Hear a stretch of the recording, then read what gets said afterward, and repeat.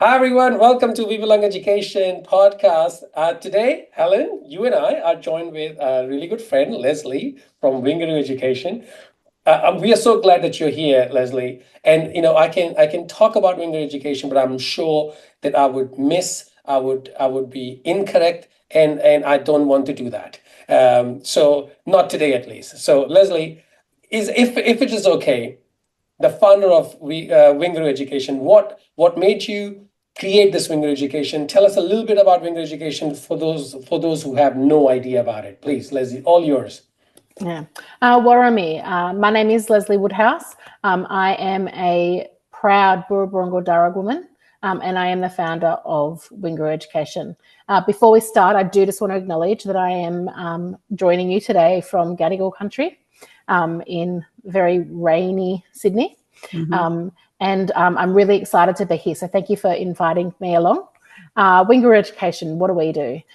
So we are 100% Aboriginal owned, and we are here to support teachers, educators across all levels of education and all sectors of education to feel more confident with Aboriginal perspectives. Right. It came about because I was working in government and I was working on programs, and I would sit and listen to people talking around, spending money on projects that always aimed at making blackfellas better.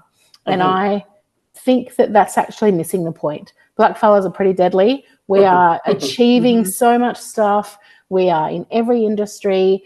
What we need is non-Aboriginal people to understand where we're coming from and have space for us. And I think we can do that through education.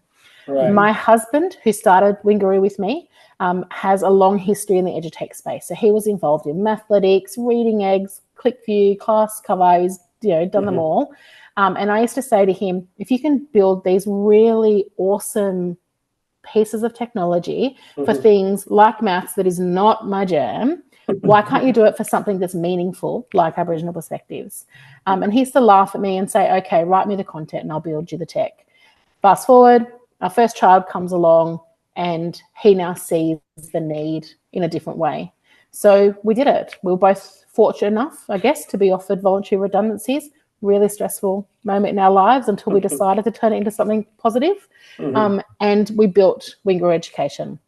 So what we built started off as a tech platform that now has over 250 curriculum aligned lessons on that platform.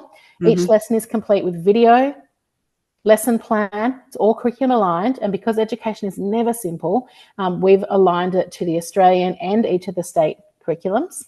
It also includes a whole range of printables, cultural awareness tips, ideas on bringing local perspectives in.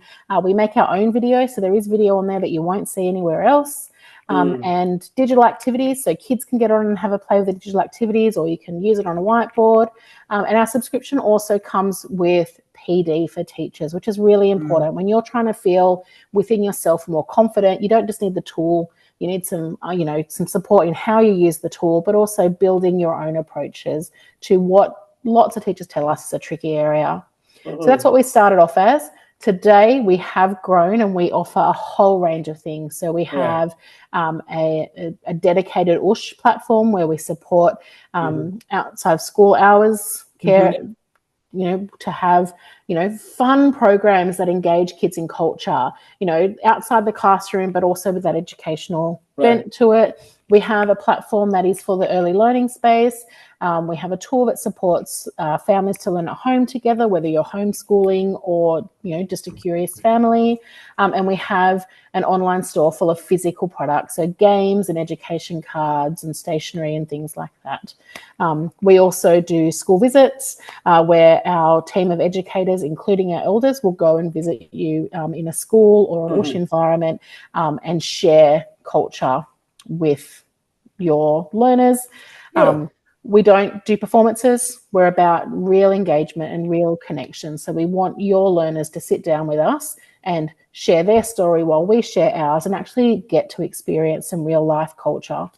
You mentioned earlier that you used to sit with ministers or governments, and you would feel that, I'm paraphrasing it. So of course, Wingaru has grown this big, and there are several products in several capacities, and that is definitely useful for the clients and for the existing and the future clients. But if I was to go back to where it all started, and before the podcast, you told me that it was in 2011, so that's 14 years in a row. So that's huge in itself. You mentioned something about how when you used to sit in a room where people used to um, talk about betterment or fixing something, Yeah. and you said, well, they're already good, we need to be understood. So Yeah. is it, are you seeing from the context of that, when we approach things from the context of as if there is a lack of something? Yeah, I think so. Yeah, prior to Wingaru, I was working in government, so working with the New South Wales state government in the Aboriginal affairs space. So advising on programs, ministerial advice. You know, had a play with some legislation, did a whole range of really awesome things, and there are a lot of really great people working in that space. Yeah.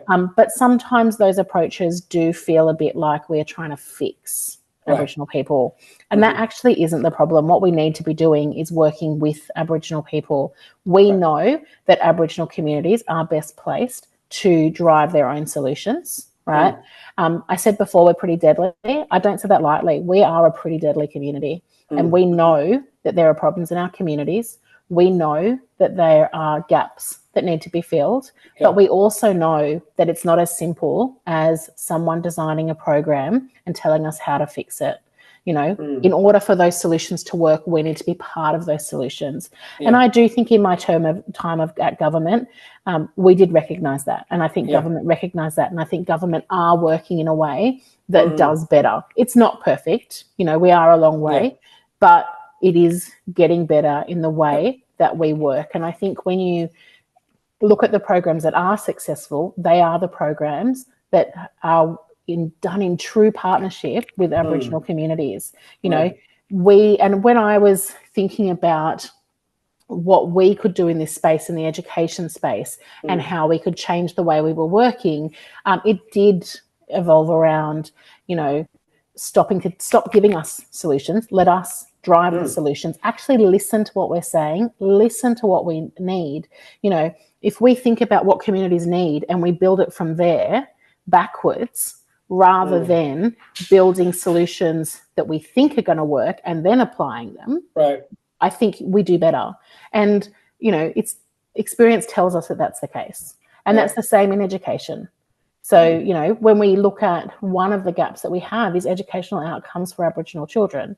Wingaru doesn't just focus on the outcomes of Aboriginal children, because our learners are learning in their own way. And a huge barrier for our learners is not having a culturally safe space to learn. Schools are institutions.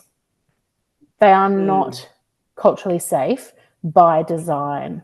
That's changing. Like, I'm really excited to see that is changing. There are so many schools that are doing really great things to bring cultural safety in and underpinning the way they're working to make it a bit safer for us. But we do have to acknowledge that our ways of working, as in Aboriginal ways of working, are different to Western ways of working. And that does mean there needs to be more listening to what communities need. And that means I could sit here and give you a formula for what I think is going to work.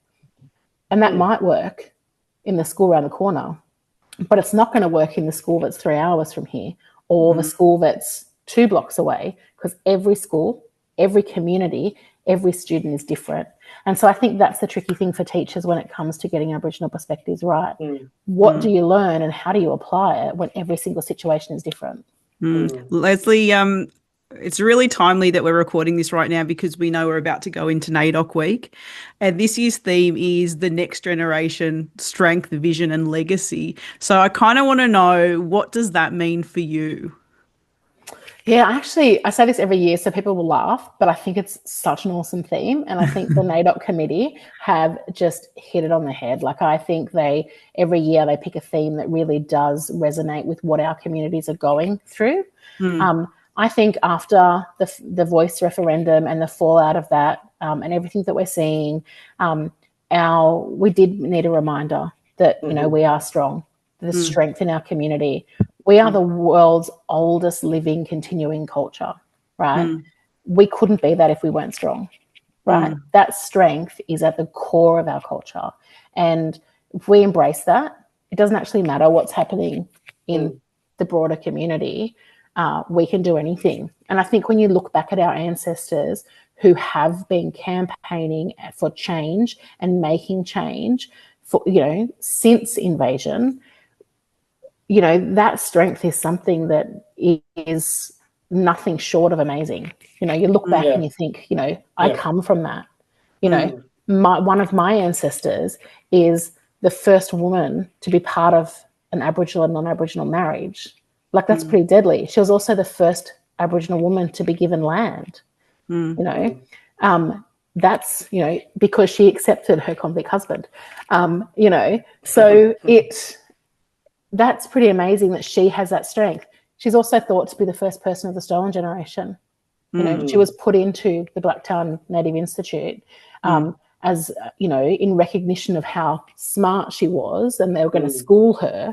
But really, that's where those policies started, you know, looking at that resilience and what we did. So this theme really shows us that that strength is there and that we can keep building on that. And when I look around at communities today, there are so many people doing really awesome stuff, but we've got our young ones and they are watching and they are learning.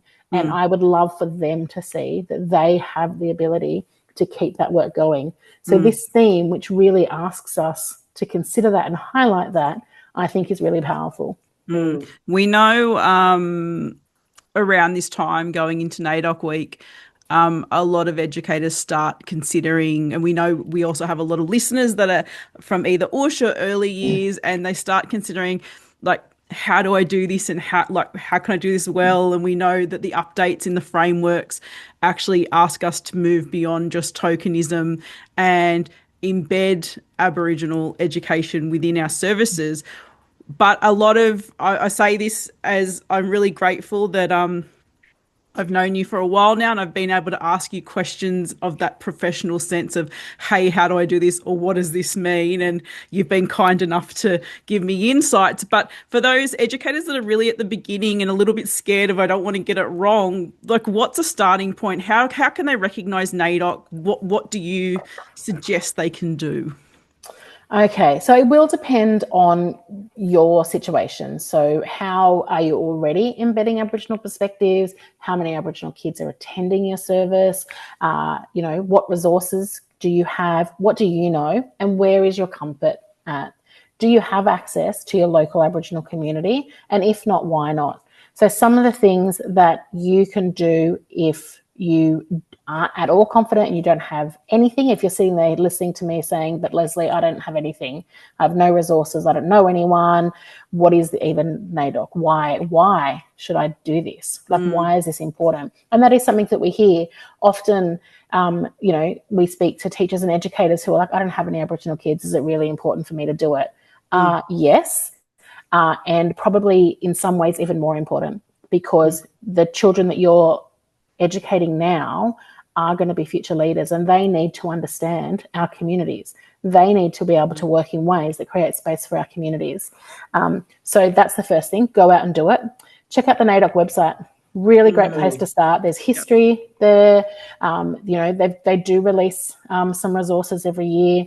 And if you look around, you will see different resources. Everyone takes a slightly different approach. And I actually think that's one of the great things, because, you know, no solution suits every community.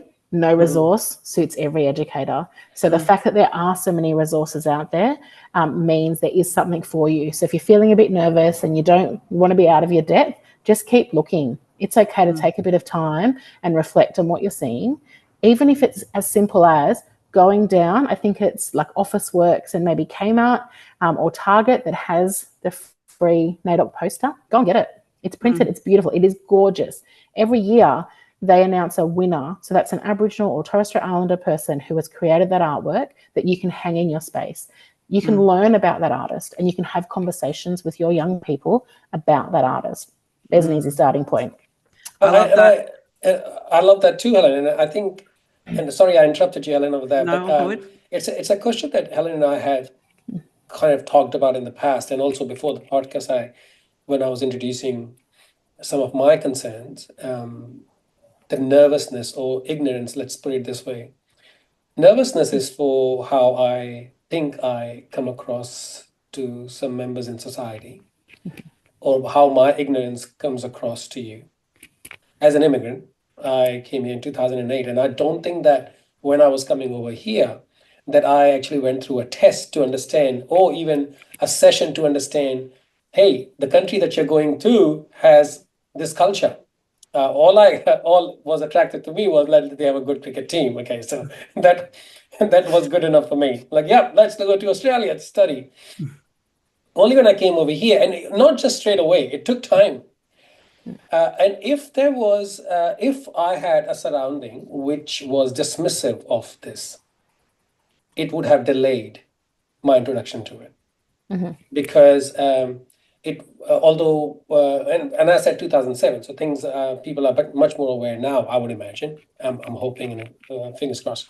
But when I was then, not only that I was focused a lot on my studies, so I wasn't looking out anyways, but when I became a manager of my own service, these things started coming in, and I thought, oh, what do I do? But the problem wasn't about finding information. The problem was, it's good that you are listening to this, those who are, so you kind of know where to go. But who do I ask without feeling judged? Now, you mentioned a word, culturally safe, for Aboriginals earlier on. You said from one suburb to the other suburb, it may not be the same.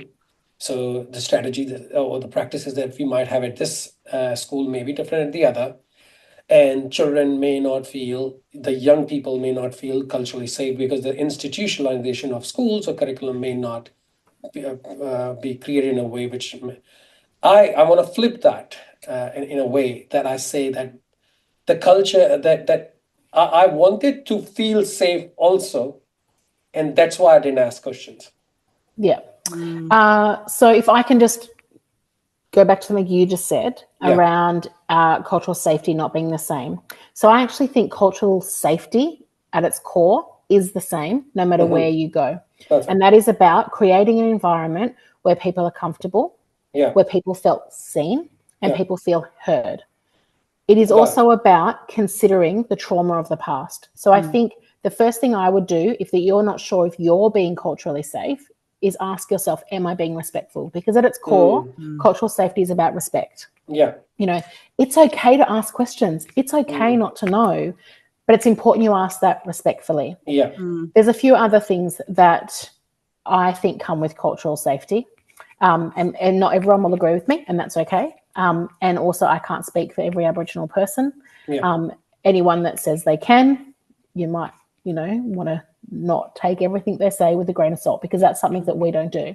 But if you're being respectful, you also need to take responsibility for your own education. So that is seeking out resources that help you. So whether that's a cultural awareness course, there's lots of them around. Whether that is reading some books, there's lots of books by Aboriginal authors, especially now. Like, I don't think we've ever been so lucky with the rich diversity in Aboriginal authors at the moment.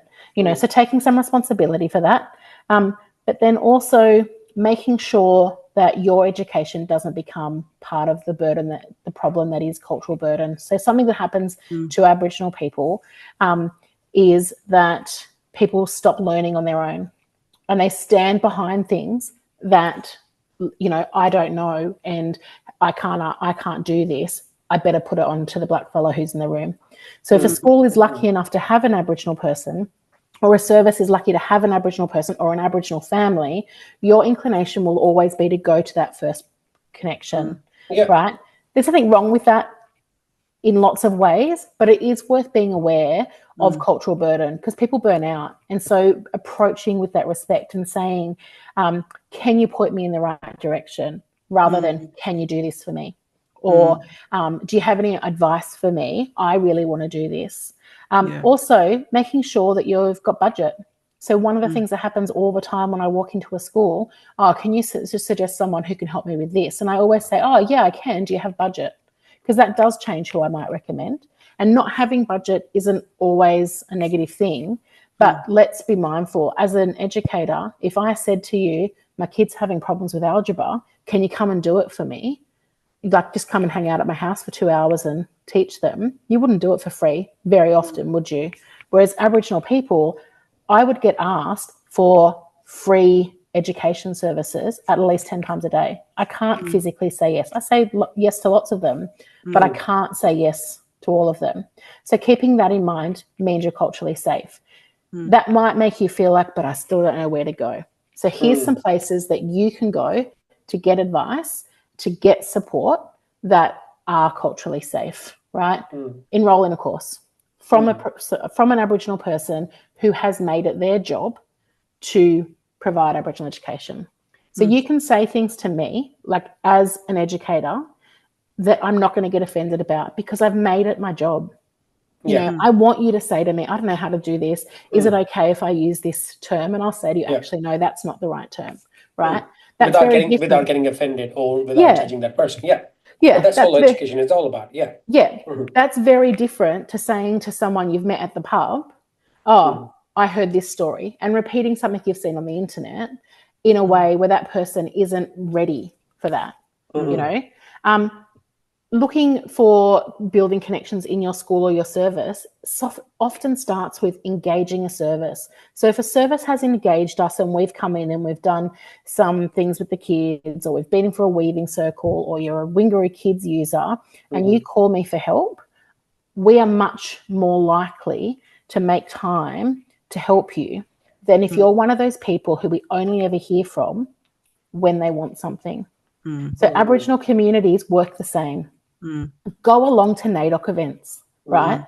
All around the country, this week, next week, the week after, there will be so many activities. No matter where you live, you will find free activities that you can go along and enjoy, see culture, experience culture, meet Aboriginal people who live in your local area, and hopefully make some of those connections. You know, collect business cards, but don't go in saying, what can you do for me? Right? Go in and just meet the people. Have a conversation. That's applicable. I mean, those who are listening to this, I mean, that's applicable for every relationship or any relationship that we have in our lives. Where, let's say, if somebody was to call me on a regular basis, and I know that I have worked in that school or organization in the past couple of times, if an educator calls me and says, "Hey, I'm from this particular school or this particular university," I know exactly where to start because I know what I did there. So it's what I'm hearing, and please correct me if I'm wrong, is reciprocation. Is in you make some efforts, and then the other individual will be. Trust takes time. Trust takes time to build, and especially with the Aboriginal community who do have a long history of trauma. So we, you know, it does take us a while, but it's like building a relationship with a child. Like, how often do you meet a new child in your service who instantly trusts you? You have to work at that, right? It might be showing that you understand their interest. It might be knowing, you know, that's the same with Aboriginal community. Make sure that when you're going into community, you actually see them, you know. Don't try and fix their problems. Ask them what they want. Talk to them. It comes with consultation. Don't just knock on the door when you want something. If you want to have an auntie to come in and have cups of tea with your service and your kids, you'll find one, but make sure that auntie knows they're valued. You know, our aunties who go into, you know, schools and services, if they have a free afternoon, they'll often call into schools that they have previously been paid to be into and say, I've got some spare time, how about we have a cuppa? Or can I teach the kids some weaving? And so now you've got those natural organic opportunities, you know.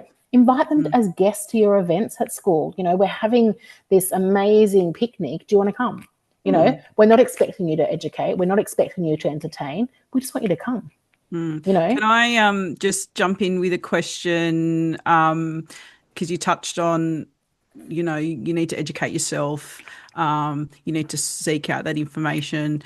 I've been lucky enough that I have got to know you through the years. Anyone that follows me on social media knows that I absolutely love Wingaru products because I've used them in 3 contexts. I've used them in the early years, I've used them in USH, and I've used them in the primary school classroom, which is why I love them, because I know they were authentically made on Gadigal land. One of the aunties that I've attended her cultural competency session also does a fair bit of your artwork, Auntie Cynthia. So I like that I know where it's come from. And I suppose one thing I want to say is, when you were talking about sourcing resources, was Wingaru do amazing every year. You don't have to do it. We should pay our Black people for the stuff they do for us, but always generously give out free printables around Easter, Christmas, all those times. So there's a really easy one for educators to go to your website and download stuff. We know places like Riley Kelly are a reliable, or correct me if I'm wrong, love Deb's work, Riley Kelly. Yep. We can go there, but can you just I suppose I want to raise, I've one time attended a cultural session at a school where there was a beautiful Aboriginal girl doing a session with artifacts and things. But then what was problematic was the business wasn't Black owned. It was owned by a white man who was doing dot painting and helping the kids do dot painting, which, if you educate yourself, you know that that's not okay. But I think I suppose my long-winded way that I'm getting to and wanting to ask you, Lesley, is how do we know as educators that we're engaging with legitimate Black-owned businesses? Because especially now in NAIDOC, I mean, all the time, but NAIDOC really highlights we need to be celebrating our First Nations culture, but we also need to be paying those people the money that they should be receiving. So, how do we know that's a legitimate business? Yeah, 100%. So first of all, you can't tell if someone is Aboriginal by their appearance. So that's the first thing. Ask. That's the thing. Black fellas will lead with, this is who I am, this is my mob, these are my connections. We do that with each other, with you, how I introduce myself tonight, that is part, it's almost like my name, right? I have no problem when you say to me, who's your mob? Or, where are you from? Or where is your community? There are respectful ways that you can ask. I love it when people ask, because it shows that people are aware that they should be asking. Yeah.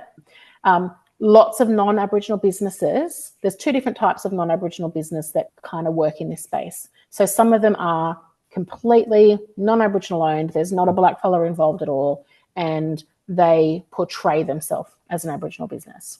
They're probably the most problematic, because they're making money off culture that they know nothing about, that people will go to them thinking that they're doing the right thing, and they're not, and they don't correct it. So there's some clues. Be wary of anyone who is claiming to have Aboriginal heritage. That's not terminology we use. You either are Aboriginal or you aren't Aboriginal. So if you see someone who says, I've got this heritage, ask more questions. Doesn't necessarily mean that they're not Aboriginal owned, but it is a clue to ask more questions. My grandmother's Aboriginal, or my sister-in-law is Aboriginal, or my cousin is Aboriginal, or any of those things. No, that's not you being Aboriginal. If I was sitting here going, my grandfather's Aboriginal, which is a fact, that's not me identifying. And you either are or you aren't. And if you can't stand up and be proud of who you are as an Aboriginal person, you shouldn't be operating as an Aboriginal business. We also have Aboriginal businesses which might sound a bit like the experience that you're talking about, where it might be either a partnership or a non-Aboriginal person who has started a business that's trading on culture and maybe employing Aboriginal people to share their culture. But the problem with that, from my perspective, is the Aboriginal people aren't in control. And a respectful business owner who is non-Aboriginal, who's working in culture, would never pick up a paintbrush and paint a dot painting. Those businesses are out there. There are lots of non-Aboriginal people. It's actually really hard for Aboriginal people to get into business, right? We have all of these barriers that exist before the everyday barriers of business. You know, racism, our ways of working don't align with Western ways of working. It is hard to be seen. People often have this deficit perception. So they'll be like people have said to me, your resources are so high quality. Are you sure you're Aboriginal owned? Right? Yeah, how are you meant to take that? Like, that is the type of ingrained bias that I don't think people mean. So I think Supply Nation is one of the things that you can do to check if a brand is an Aboriginal brand. Keeping in mind that Supply Nation isn't mandatory. So it is my choice. I am Supply Nation certified. And it's my choice to be Supply Nation certified. And I did that because I want people to really quickly be able to say, yes, Wingaru is an Aboriginal brand. Right. There are lots of other bodies that are similar. So Trading Black, there's a Aboriginal Retail Association, there's Indigenous Chamber of Commerce. There's a few different things that Aboriginal businesses can join. So you can look for those clues. Also look, all of us have on our business pages who we are. We share our story. Most Aboriginal businesses share really generously. It's not a secret. We're not hiding from it. We're really actually really proud of our connection. But especially if you are working in the education space or the culture space where you are sharing cultural knowledge, it's really important that you're following protocol. And so non-Aboriginal businesses that are operating in the education space that don't share their connection aren't following protocol. And that's kind of the clue number one. You should also feel confident to reach out every single time that you're not sure. It's okay to respectfully say, I'm just wondering if you can tell me if you're an Aboriginal-owned business and where your connection is. You know, it's okay. And no one who is an Aboriginal business is going to get offended by that because, as I said before, it makes us aware that you know what you should be asking. You don't need to know the answer. You just need to know how to approach things. There was an interesting one a little while ago. I'm not going to say who the business was, but they were stocking apparently Aboriginal designed fabrics. And quite a few people then got on to their social media and just asked the question of who was the artist that created this? Yeah. And through quite a big push of lots of people asking who was the artist that created this, it actually came out it wasn't created by an Indigenous artist. And so they actually ended up taking the product off the site. So I think like 100% use social media, ask those questions. We see especially around this time. And I like to think I'm an ally, but I'm not an expert. We see a lot of times around this time people promote NAIDOC packs and you know, there's some businesses that will say, hey, look at this NAIDOC craft resource. And a few times I know I've gone on and said, can you tell me who created this? And they never answer. And I think that's I've learnt from you, Lesley, that's a good indication that it probably wasn't created by an Aboriginal person. And it is tricky because at this time of year, there are lots of non-Aboriginal organisations who are, you know, supporting community and making contributions to this space. Some of those organisations do it really well. So one of those is SBS. So SBS have released a NAIDOC resource. They've made that in partnership with Aboriginal people, including myself. So they've connected, they're open about that. Sorry, they've shown us, you know, and shown you as a teacher who those connections are. You know, some of the big organisations that people go to for their Aboriginal education resources actually aren't Black owned. And when we say to people, oh, that's not Black owned, they're surprised, right? I'm not going to name them here now, but do your due diligence, ask the question. And it's not just about the money. It's about if you're picking up a resource that is not Aboriginal led, you actually aren't getting an Aboriginal perspective. You're getting a non-Aboriginal idea of what an Aboriginal perspective is. Or, you know, that business might employ Aboriginal people, but they aren't in control of the narrative. And so often when people are employing young people, it's difficult for them to control and make sure that they're doing the right thing protocol-wise. And one example of that I can give you is I popped into a school recently and they just happened to have a particular company doing an Aboriginal visit. And they were doing a ceremony that is sorry business. That ceremony does not belong in a school. And when I mentioned that to the staff, I was like, oh, that's interesting. Who is this mob? That staff just was completely defensive and went, well, no, they should have told us that. They do Aboriginal education. Well, I can guarantee that very young educator who was running that ceremony probably didn't realise that maybe they shouldn't be doing that. And, that is one of the risks, right? The school thought they were doing the right thing. The educator probably thought they were doing the right thing. The business owner possibly thinks they're doing the right thing, but community knows it's not safe. Yeah. And that school, so we have an ongoing relationship with that school, and they did get some other feedback from parents about that not being safe. Don't put yourself in that position. Ask the questions from the beginning. So what I'm learning before I actually do ask my controversial question, because I'm not allowed to anymore. Oh, we haven't asked that yet. It was, those who are listening, they was like, oh, let Saurubh speak, but that's okay. So the two things that I've learned is when you do ask, there is a difference in the tone here. You might have heard Helen asking, hey, who's your mob? Or where is the product coming from? Going back to the same thing that we've said in the past, ask, but don't worry, but don't judge, because since we don't want people to be judging us, we don't want to judge them either, because this is all about creating space for both parties where these relationships can foster, because that's how we leave the legacy. Otherwise, we are creating a whole another you and me kind of a thing. And judgment is a really good divides really well, by the way. So the second thing that I'm learning is it's like a paradox.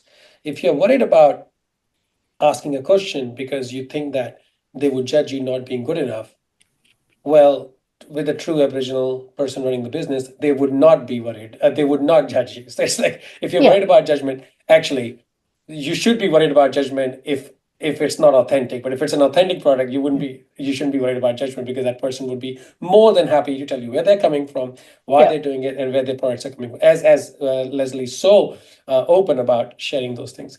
Yeah. So and I think we wear it with pride. It's also the way you're asking. So if you go in guns blazing, of course people are going to have it up. Exactly. That's the tone thing, which I said. It's a tone, because Helen is asking question, but there's a tone difference in it, because she's been respectfully asking these questions for clarity rather than judging. So I have a question about the two types of businesses that you create, that you said, and it's not that two types, as in there is no third type, but you just said about those two types, which is the listeners heard. What I'm going to say is not. I'm worried about judgment, but I know that I'm talking to you, so I should be not worried about judgment. So it's the space brave. that Wingaru Chances are other people have the same question as you. Honestly, you can't offend me. Yeah. What about the third type of business? Or is there a third type of business owned by Aboriginal and still not being authentic and done for wrong reasons? Can that happen? Yes, it can. So there are Aboriginal businesses that aren't operating according to protocol, and that does happen. And it happens for a couple of reasons. Number one, it's tough in the business world, right? So people do forget their ways of working. Okay. I don't think it's necessarily a negative thing to support those businesses, depending on what your aim is, right? They are still Aboriginal people who need to survive, right? But when most people want to support an Aboriginal business, they are looking for Aboriginal business that feed back into their community. So some of the things that you can look at is, do they employ Aboriginal people? How does the community talk about that business? Also, looking at their story, one of the things that you'll hear lots of controversy about is Aboriginal business that have been set up by people who quite recently discovered their connections. And in our communities, you earn your stripes before you talk. So I have been raised by very strong Aboriginal women. And shout out to Auntie Trish. There you go. We love her. And they have taught me from, the minute that I came onto this earth, about culture and cultural ways and ways of working and respect. And if you've only connected with your Aboriginal connections later in life, you've missed out on that. And so you can often tell. And I think there are people who, because of the stolen generation, we can't avoid it. People don't always have connections. I am really privileged. Like, I am so privileged to be part of the community that I am in. I am so privileged to have known about my connections from birth. And I'm so privileged to have been born into a family who's in a position to always be connected and promote that connection. Not every Aboriginal person is that lucky. So there are Aboriginal businesses who they might have that, connection and that piece of paper, but they don't work in Aboriginal ways. So, that can be a problem, But again, ask the questions. And again, it's not necessarily a bad thing, in my opinion, to support those. You will hear different views on this. If you go into your community, but if you do have connections in your community, you could say, hey, I was thinking about, getting this provider in. What do you think of them? They'll tell you, right? We aren't shy. We'll tell you. So ask those questions. I think Helen has already asked you a couple of times, and she knows what not to do. She's like moving. No, I still send her the odd message of, hey, have you heard of these guys? What do you think? Which I think I want to lead into, I suppose, a different. I suppose steer away from not steer away. I think I just we're running out of time, and I want to focus on something else so our listeners can get the most out of this that they can. We know heading into NAIDOC, we do see online a lot, unfortunately, a huge amount of racism. And we like to think that we've moved forward, but you become very aware, and like I know, especially around these times, Lesley, we've spoken before, that you sometimes, to keep yourself safe, you almost need to take yourself offline, but then to protect your business, you've got to kind of stay on and look at all those trolls. But we know that education is key, and just as we need to create culturally safe spaces for Aboriginal and Torres Strait Islander children in our services, we also need to educate our non-Aboriginal children, because as you've said, they're future leaders. Now, again, I've got my very long-winded way of saying is, I think a really great part, because I'd never done it before, but I've now done it quite a few times with different teams I've worked at through the time. I've had the privilege of having the Wingaru aunties into my service, Auntie Trish, Auntie Cynthia and Auntie Leanne, and they've done great jobs with our educators. But I suppose, can you talk to us a little bit about why is it important for our staff? Why is cultural competency an important thing that we should all learn and that we should all engage with in some way or another through Wingaru or somebody else? Yeah. So firstly, there are lots of mobs working in this space. So do have a look around in your local area and see who you can find. I think it's important for two reasons. Number one, Aboriginal history is Australia's history. Right.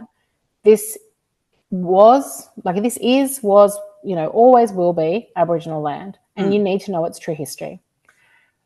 We're also here, we are the world's oldest continuing culture, right? We're not going anywhere. So you may as well get used to us, and you may as well get, yourself schooled up in being able to accommodate our cultures and work with our cultures, right? It's important. I think it's also important as educators, who went into education that didn't want to help shape young minds and create a better future? So if you've got kids who haven't had exposure to truth, because what the racism you mentioned, when I look at it and I take a step back from the confrontation that is racism at the moment, and we've seen lots of studies coming out to show that racism against Aboriginal and Torres Strait Islander people is at a high level, and it has increased since the Voice referendum. Most of it is based on either miscommunications, mistruths, or out-and-out lies, right? But not everyone has the ability to pick that apart. If you've never been given the opportunity to learn about Aboriginal culture or connect with Aboriginal cultures, how do you know that that's not true? Aboriginal education has a really strong presence in education at the moment, right? It never did before. Back in the 80s and 90s when I was at school, we learnt nothing. And if as an Aboriginal person, if you spoke up in class, the teacher would just avoid future comments, right, or future content around Aboriginal culture. So it's not just people who came here as adults, who immigrated to Australia as adults, who feel like they don't have that background. It's everyone. None of us got it. Right? So as adults, we're having to unlearn and then relearn. what that means for our young people is they're sitting in homes with adults who might just see stuff online and believe that because they don't know any different. They've never been taught any different. Yeah. And they don't have the skills or the connections to help them recognize truth. So as an educator, you have a responsibility to teach truth, right? You might be the only opportunity for that child to hear truth. And I'm not saying you have to get that child to think your way, but you do need to give them information so that they can critically assess what they're hearing. And they might still leave with a negative or a racist view or an untruth, but you've planted a seed. And then that child now has some ability to go, hang on, maybe what Uncle Roger is saying about the Aboriginal people stealing all our land, right, isn't true. I think that's a really good point. As a child of the 80s, I remember in primary school we celebrated 1988, the centenary. Captain Cook was presented as this amazing saviour in Australia. And, that's probably not even the educators' fault at the time. That was the curriculum they were given. But I think as we've said a few times on this podcast, when you know better, you do better. And that's why I do want to raise that things like cultural competency training is so important. I've been lucky enough to have the Wingaru aunties out a few times, and shout out to Auntie Trish, Auntie Lesley and Auntie Cynthia, because we've been privileged for them to share their knowledge. But for those, and we always say that I often see team members cry because they didn't have like a huge learning curve just from that couple of hours session. And it's not to make them feel bad. That's not the intention of the session. But I think sometimes it's a shock to realise there's a whole part of Australian history that you never knew about, which also, I suppose, leads to why we see so much racism, because people don't know true histories. But I also want to just promote for people who say, you're obviously a Sydney-based business. If some of our listeners, like we know we've got rural listeners, where's a good place to start looking for, some great training to educate yourself? So I think there are some online training. So we'd have a couple of online teacher PDs, but are really great no matter where you're working in the education sector. So if you're working in early learning or the USH sector, those trainings are applicable.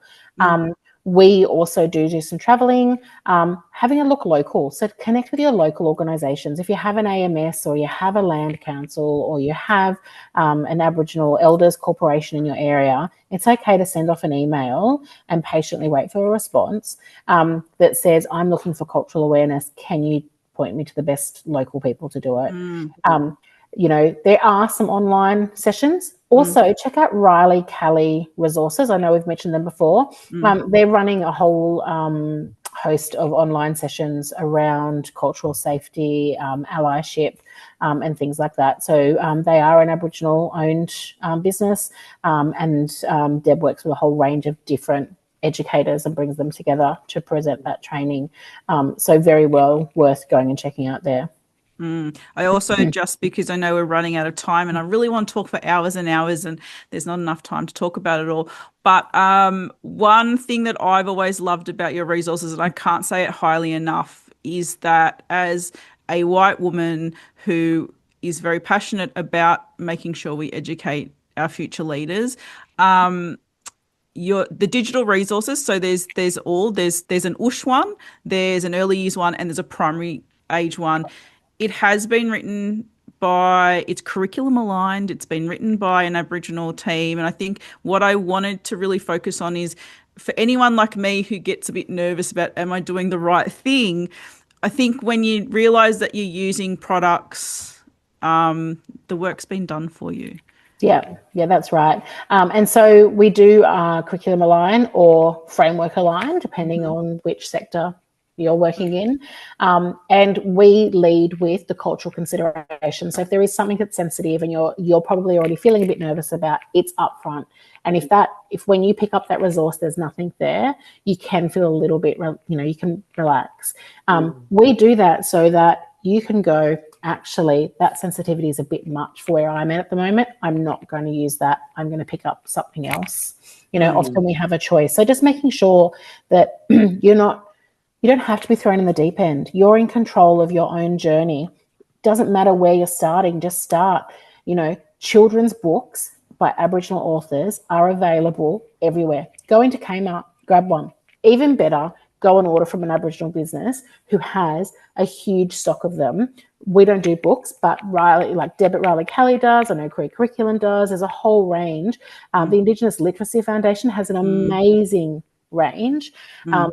And, Magabala books, buy directly from them, pick them up, read their stories, explore their stories. If that's all you did in, your approach to start off with, that's a great thing. You've just shared story. You've shared First Nations voices and you've started conversations with kids. So don't feel like you have to walk into the classroom and be an expert and be able to, turn one thing into a whole term's worth of learning. Pick up those resources, choose the right providers. No one's expecting you to be as knowledgeable as an elder. Like I've seen Annie Leanne walk into a classroom with an emu egg and 4 hours later, everyone is still learning about emus and all the things that we have that either come from emus or we use to, around emus, right? Like she has that much knowledge. No one's expecting that of you. That's what, picking up those resources is for. And just because we're shouting out to businesses that have great products, I also know, because, we know there's a huge STEM push at the moment. Deadly Science has a great book as well. So that's another great resource. I just want to chuck in there if anyone's writing down a list as they're listening of who they're going to check out. Definitely check out Deadly Science, and it's coming up to Science Week, so we work quite closely with Deadly Science on a few things. So there will be a Science Week release coming up. So keep an eye out for that. If you're not following Deadly Science, make sure you go and follow them. One of the really easy ways to find these things is just come and follow us all on Facebook and Instagram. We give so much away on our social media that you can always keep up with what's going on. And there is also, what I'm learning for those is that it's not all of it or nothing. We can just start small. Yeah. And we can drop it. We can pick it up. We can drop it. We can pick it up. But also, it's the approach, willingness, and the company we keep. Yeah, exactly. And once you have that company, things will start manifesting themselves. It does definitely gets easier. I think just a note on that though, authentically embedding is making it a regular part. So, picking up that book for your first year, if that's all you do, is okay. But make sure that you are taking a step once you feel a bit more confident from there. And that's the approach to someone who's willing to learn, would learn as a lifelong learner, not just as someone who did it for a week or so. Yeah. Lesley, but there are many more questions that we can ask. What I got to hear today was there's not one good approach. There is one good resource. There are lots of resources out there. Judgment is a killer of learning. So approach people, ask them questions, but watch the tone, because your question might itself be judgmental or maybe coming from a space of judgment.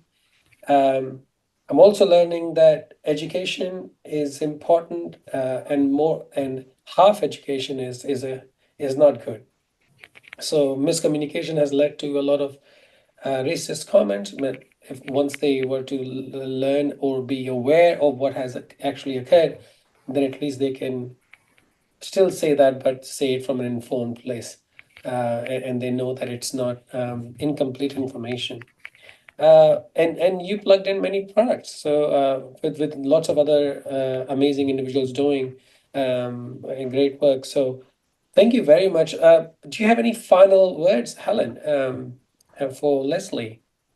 I just want to say that heading into NAIDOC week, and we will also work with Lesley on a list of some great suppliers that you can access. I totally want to echo what Lesley said. Please go and follow the social media of people you've heard today. So Wingaru and she's right, and she's actually undersold how generous she is with her free information and printables and resources. It's a great way to start moving beyond tokenism and embedding information into your site. Riley Kelly's been mentioned as another one, and we'll work on a list with Lesley to share with all of our listeners, so you can feel like you've got a great starting point to move from there. And I just really want to hit home as well, because we didn't even really touch on it, and I could talk about it for an hour. Wingaru's board games, sustainability cards, yarn, all the yarn cards are an amazing, easy resource to use. That we know they've been created by great Aboriginal artists, and they're such a great way. The kids love them. I've used them time and time again. Please go to the website, check out the products. They are so good. And I won't stop banging on about them on social media either. So it doesn't stop there. All these social media handles would be available at our social media, We Belong Education, and at To We Belong. So follow us so that you know where to follow others, right? Yes, 100%. Well, look, if you only follow if you find what you're looking at least for We Belong Education, worth it. Lesley, anything that you would like to say to our listeners or to us as hosts? So I guess thank you for having me. It's been great to be here. And to educators out there, if I could give you one tip for NAIDOC, it is get out there and enjoy it. There is so much happening in your communities. You could go along for a great day and learn a lot without even realizing you're learning a lot. If you've got the opportunity to take kids to those events, that is one of the best things that you can do. Just have fun. NAIDOC is around fun. Yes, we learn, but it's also about having fun. Thank you very much. Well, that's a really great point to stop our podcast. Have fun moving forward in the NAIDOC week. Thank you very much for listening. Keep learning. Thank you very much for listening, people. Look after yourself and the people you love. From We Belong Education podcast, it's a goodbye. Thanks. See you. Yanu.